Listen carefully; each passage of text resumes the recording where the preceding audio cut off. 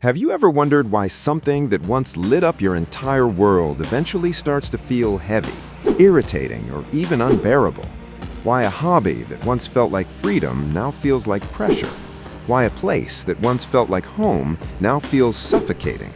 Or why a person you once adored now triggers emotional exhaustion? It's a quiet psychological shift that happens inside almost every human being, and it begins the moment the brain starts confusing joy with responsibility.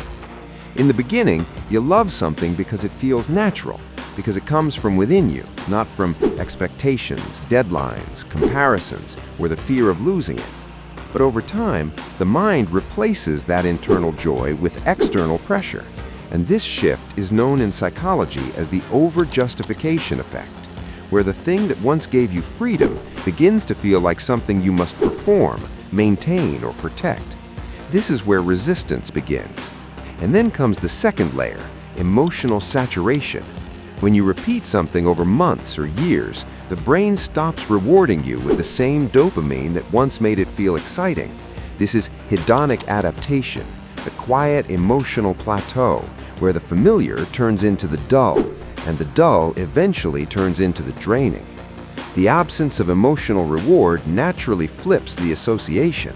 First it becomes boring, then it becomes tiring, and finally it becomes something you want to avoid. But the story doesn't end there. As you grow psychologically, your identity also shifts, even if you don't notice it happening. What you loved in the past matched who you were then, but identity is fluid. It evolves, and with it, your emotional needs change. This is identity drift, your brain recognizing that the old passion belonged to an older version of you, and every time you force yourself to continue, you feel friction, a sense of emotional mismatch, as though you're wearing a version of yourself that no longer fits.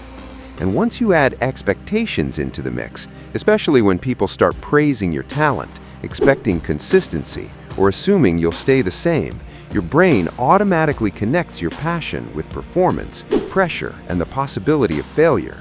Psychologists call this an anticipatory stress response.